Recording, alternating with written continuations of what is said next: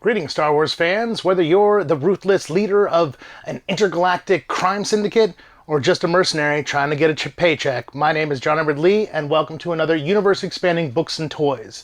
Now, whenever, especially recently, I talk to people about Star Wars books, especially, there's something that comes up over and over and over again, and that is Shadows of the Empire. If you don't know, Shadows of the Empire was a test to see if people were still interested in seeing new Star Wars movies. There is a time period which I refer to as the Dark Times. Between about 1986 and 1991, there was no Star Wars material. Even if you wanted a copy of the movie, a VHS, you had to pay well over $100 for one because you had to buy a rental copy. Around 1991, 1992, a bunch of comic books and the Zahn trilogy and the original trilogy of movies came out for much cheaper, for about $12, so that you can get them and watch them in your home, which is a big deal. Before that, I had to tape them off TV, and I couldn't tape Empire Strikes Back because I lived in such a rural area that it didn't play on the channel that it normally played on. So I first saw Empire Strikes Back when I was 13 in 1992. That's crazy. Anyways, so Shadows of the Empire. What is it? Why is it important? And what did they bring out for it? So, what happened, like I said, there was a test run to see if people still had an interest in Star Wars. A couple years before, they had relaunched action figures. Kenner made the Power of the Force line, and it was doing okay. They knew they wanted to make prequels, so they decided to get a bunch of creative people together and make something that was everything but a movie. It was a video game. It was a comic book. It was a novel. It was a soundtrack. It had a toy line, but no movie. The content itself made the story. And if you ate it all up, it was an even grander story than what you would get in any single entity. So the first thing that I think came out, I don't remember if the book or the video game came out, but the video game was pretty important. Star Wars Shadows of the Empire. This was a video game that came out at the launch of the Nintendo 64, which is a big deal because the games are meant to showcase how crazy powerful they are. And for the time, Nintendo 64 really, really was. Before I get into that, I want to mention the two main characters from this briefly. They had new characters in this story. This story takes place between Empire Strikes Back and Return of the Jedi. They didn't have a Han. They wanted an extra villain to throw in there. So they created these two characters. First, the villain, Prince Xizor. He's a Fallen leader of Black Sun, which is the biggest crime organization in the galaxy. He's a rival to Darth Vader. He really wants to be the Emperor's number 2 and feels like he can offer him something Vader can't, which is the crime syndicate and the riches that come from that. The other character is Dash Rendar. Like I said, there's no Han, so they needed a roguish character. Luke is only so roguish. So they got this guy who was a mercenary. He was hired by the rebellion to fight in the Battle of Hoth. In fact, in the video game, that's the first level, is taking out some AT-ATs with some snow speeders, and you play as Dash Rendar for that whole game. I believe that the game came out right afterwards. I mean, the book, this is the original first edition book. I bought this at a bookstore in New York. It was the only time I ever went to New York, and I wanted a souvenir from it. I need to go back. As mentioned, there was also a soundtrack. So there's the soundtrack. It also features the cover of the book.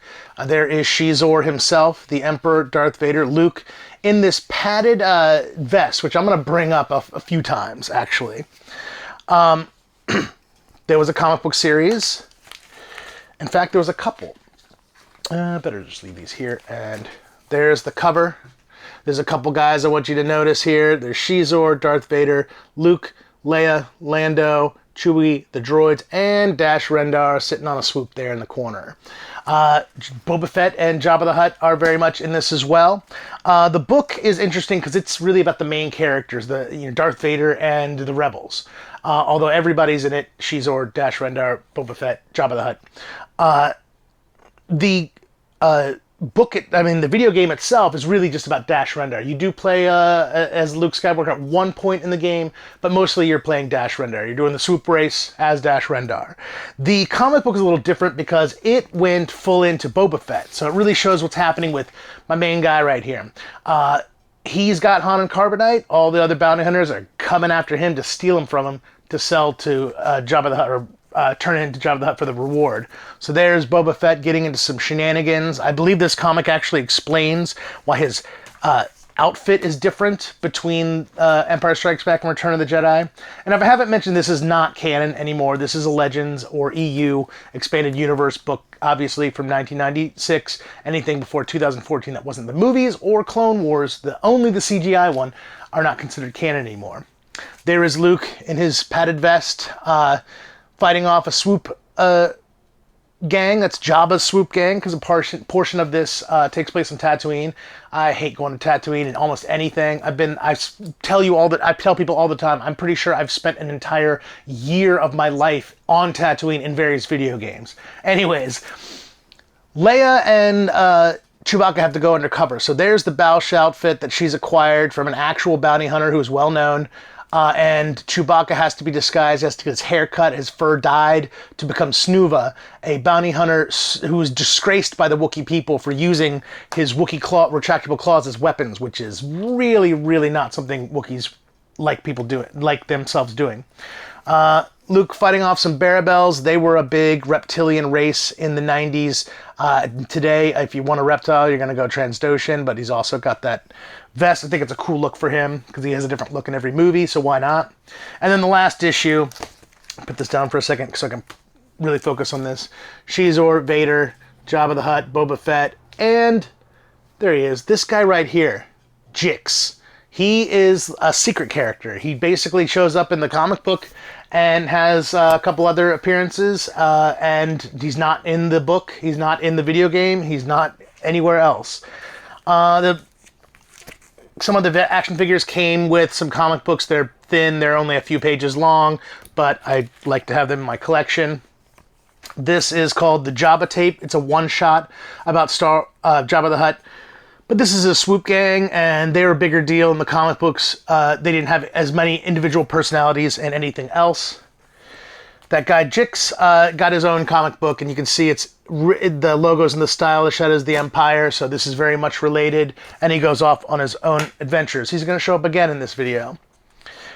They did a sequel to this that takes place after Return of the Jedi. So you have Luke. Oh, I keep forgetting to mention Guri.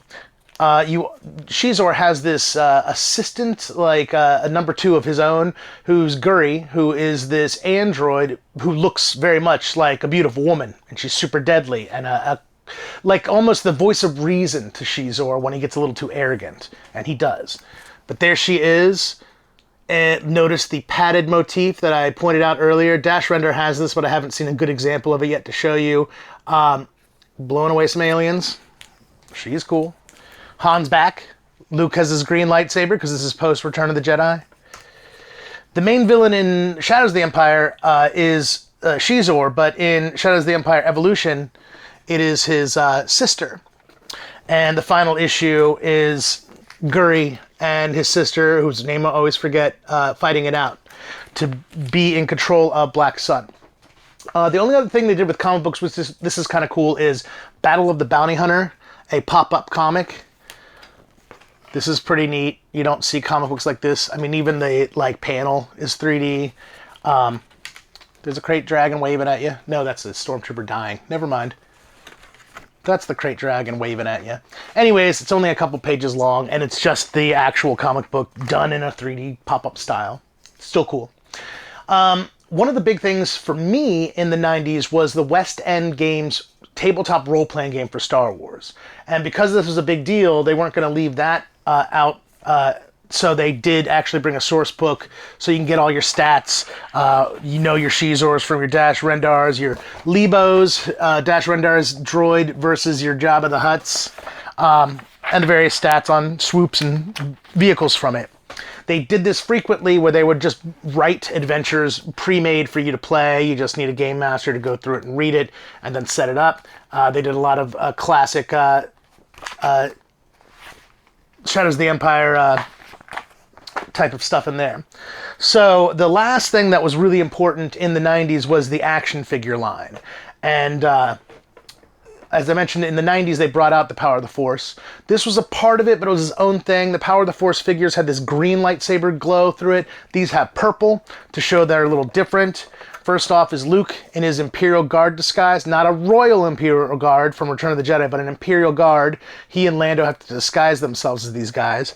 The figures get a little wacky because they're kind of their own thing. You'll see some sort of that, the same image shows up over and over again, but this is not what they look like in the comic books. They did a very different outfit. I wish they'd brought a Lando out. There is Chewbacca in his Snuva disguise, and again, purple with this reflective picture.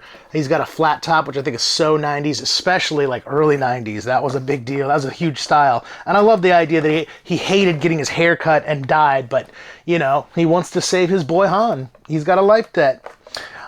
This was a good excuse for them to just go ahead and make the Leia Bausch figure. This is a really great figure, one of my favorites. It's my favorite Leia outfit, period.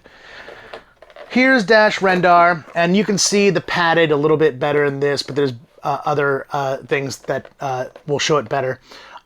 He has this rifle that flips over on an arm, and he can fire with it. He doesn't use that in the video game. He doesn't use it in the book. He doesn't use it in the comic book. Again, they're just trying to be a toy company and add some extra stuff. The last one is going to be Shizor. This is a pretty good figure, a very good likeness of him. He comes with this weird hollow shield that splits into two fans that he fights with. Doesn't use that in the video game, doesn't use that in the comic book, doesn't use it in the book. They made some 2-packs that had that comic that I showed. One was Boba Fett versus IG-88. It was a good reason for them to bring out a actually, that is the Empire Strikes Back version of Boba Fett, because you could tell by the gauntlets being green. And IG-88 trying to steal Han from him. They made one with Darth Vader versus Prince Shizor. Shizor with what looks like the thing in the garbage compactor that Leia tries to brace the wall with. And that's not in the book or the comic book or the video game. They brought out a pretty good amount of vehicles for this line. The first one being a very economic one. A swoop rider, Jabba the Hutt swoop gang, and it's got this arm that raises up and shoots a missile, but really cool. The guy looks a little janky in there because he's meant to be riding the thing, and he just his neck's jacked back. That's the way toys were then. This is an amazing ship. We'll talk about Shizor's as well in a little bit. This is the Dash Rendar's Outrider. This is actually canon because it is in the background of Mos Eisley. It was added for the special edition, which came out a year after Shadows of the Empire. That's an important thing to know too, because that's what this was the testing ground for. Will people even want to see these in theaters anymore? Will they want to see an episode 1? Turns out we did. So something interesting about this, you'll know this is really what the ship looks like in the video game and whatnot. But you'll notice on the front, it's got this like axis that thing spins all the way around. Never in the video game, never in the book, never in the comic book. It's just something to make it a cool toy. I always thought it was silly that you don't see Dash Rendar in the cockpit, you just see his legs. I mean, what do you want? It was a rushed toy design, to get it out in a year. I'm sure it had its complications. They went a simpler route with the final one, which was Boba Fett's starship, the Slave One. They're never going to say that name ever again in any media. Does not even worth talking about it. People said, I don't want to see that word, and they listened. At least somebody listened. This is just the Kenner one. Even the Hollow Han, it's just painted so much better. Boba Fett, of course, not included, but this is a great ship. I have had it outside of the box before. Not this one, the one I originally had, and it was always a great centerpiece for my collection. That was it for 90s toys. At some point, Kenner is bought by Hasbro, and Hasbro starts bringing out toys, and they did this great thing called the comic packs. I showed you those two characters with a comic. This is almost the same idea, just better figures and the actual issue of a comic itself. So this is Shadows of the Empire. It's that issue with Luke fighting the Barabels. Really good. The best 3 3/4 scale Prince Shizor, and Leia in this funky outfit. Now, she's in this outfit because the Falleen have this power, and it's one of the reasons Shizor is at the level that he is in society, head, the third most powerful person in the galaxy, is because they can release pheromones that can influence people.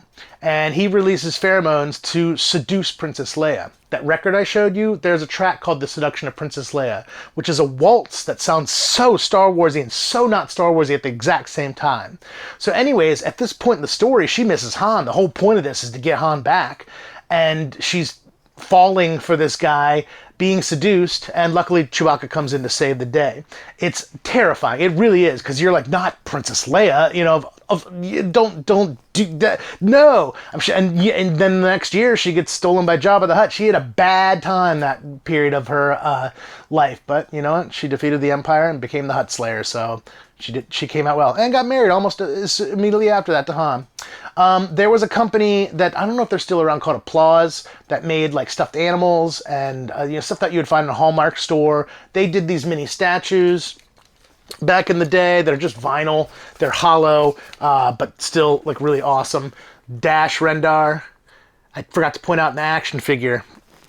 I think I could still do that. Shizor. One of my favorite things about him is that he's a redhead. I am a redhead. I know you can't tell as much these days because you get older and it drains out, but I really appreciated that. There's also another picture, a really good picture of that padding that just everyone seems to have in this. I admire Jade, but having like a cool like dude with rocking the ginger look was important to me. Shizor is really great. He's got like real hair for his like accents, and I just love the attitude on that, the whole attitude. That's so him. He's so arrogant.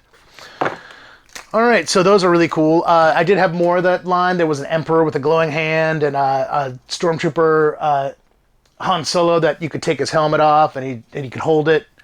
That was it for the 90s. Well, that 2-pack came out not in the 90s, but that was it for things for a really, really long time. Now, I will point out that next year is the 30th anniversary of Shadows of the Empire, and they brought out some new stuff for sure.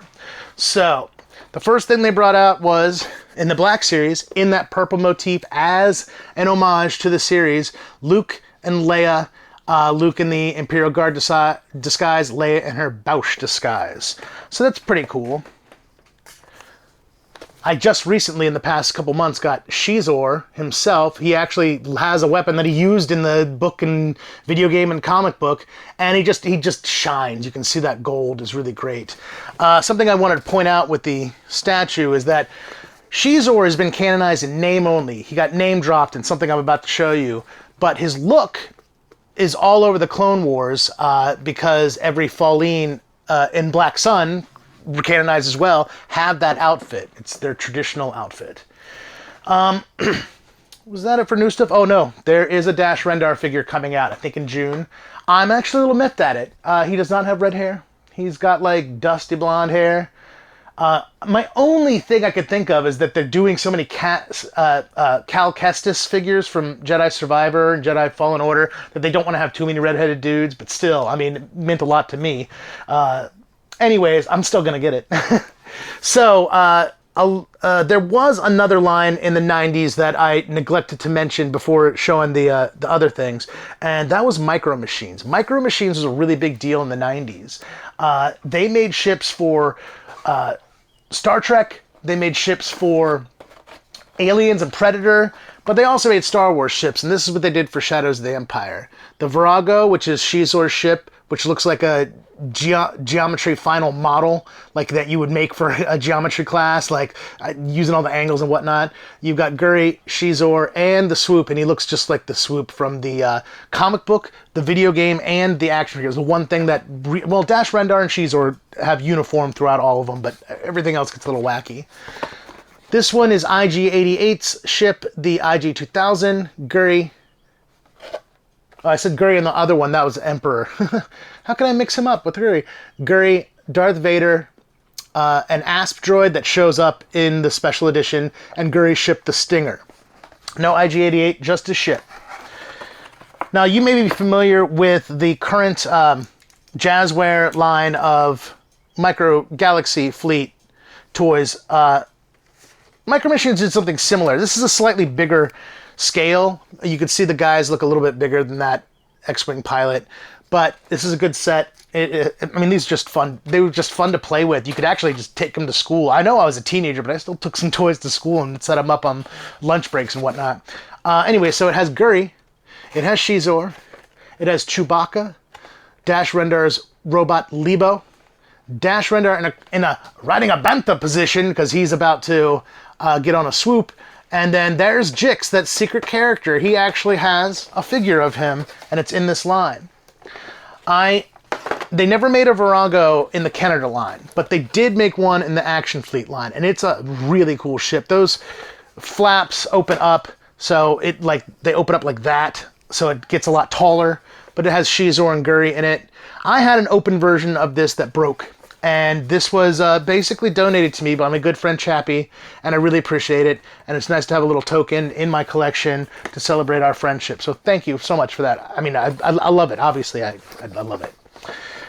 So that really, let me do a survey of everything. Okay, yeah, that's it for Shadows of the Empire merchandise and basically how it was in the 90s and living on till today.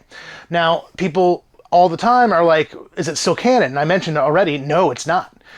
They have replaced it with something, and it's not better, it's not worse, it's a lot bigger though. Shadows of the Empire fully feels like a full movie when you do everything and you know the story. What they replaced it with feels like a trilogy of movies. Marvel Comics did these, and they were really good in their own world of doing these multi-series, massive stories like Civil War. Captain America would have what happens in his comic. At the same time, you'd have a different story in the Iron Man series, but Civil War also had its own ongoing series. House of M was one. They did it a bunch of times, and they lent that to Star Wars in a really good way. So the first thing they did, and they were trying to fill in the gap between Empire Strikes Back and Return of the Jedi, they started off with one called the Bounty Hunter Wars. Now, I'm going to show you the checklist. This is the amount of comic books that were in this series, so massive. And most of these have 5 entries. So 5 months of Star Wars was War of the Bounty Hunters, 5 months of Darth Vader, 5 months of Dr. Aphra, and 5 months of Bounty Hunters on top of an individual ongoing series. This is the first issue. This had the greatest shock of, unfortunately got spoiled for me, but still I'm very excited about it. Obviously, they're trying to get Han back, right? So there's the main Bounty Hunters, Dr. Aphra, blah, blah, blah, the Rebels, Darth Vader. What happens is Boba Fett, this guy right here, he gets Han and Carbonite stolen from him almost immediately. And he gets it stolen from Han Solo's ex-girlfriend, Kira, now in control of Crimson Dawn. Black Sun was the big one back then, but in the Clone Wars TV series, or the cartoon, their animated series, Maul unifies them under a bigger one called Crimson Dawn. And if you've seen Solo, at the end of the movie, spoiler alert, but at the end of the movie, Darth Maul's like, you gotta get trained. And at this point, this is after Empire Strikes Back, Maul is dead. So it's her in control of Black Sun. So the first thing she does is set up an auction to sell off Han. And the Hutts show up, the Empire shows up, every bounty hunter shows up, Boba Fett shows up in disguise, the Rebels show up, Dr. Aphra shows up, and basically the adventure goes on from there. Another cool thing is they introduced the actual Bausch, who I'd never really seen before, and his crew. It doesn't show how she gets the Bausch outfit because that was actually in a Forces of Destiny cartoon. They didn't want to overlap, but it's cool that he was there. Now that was just the first one. They did 2 more of these, so that's why I said it's like a trilogy. The next one was Crimson Reign, where Kira starts taking on the Empire itself. And then the final one was Hidden Empire, where she mounts a full rebellion against the Empire at the same time as the Rebels are the Rebel Alliance is, even though they're not really working together.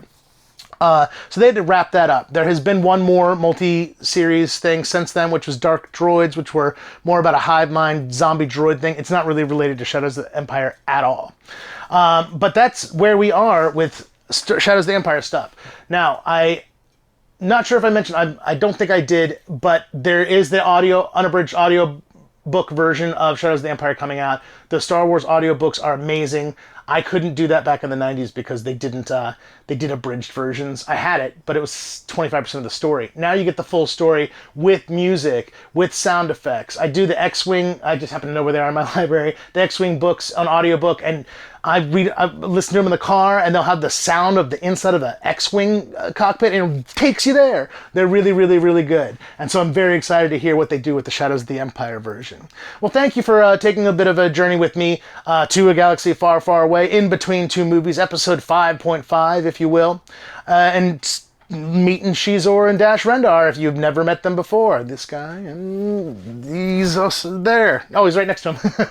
Anyways, thank you so much. My name has been John Edward Lee. Please like, share, subscribe.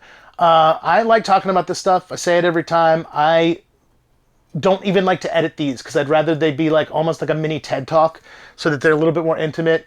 So share it. I'm sure there's someone who goes, what's Shadow of the Empire all about? Don't send them to Wikipedia. Send them to me.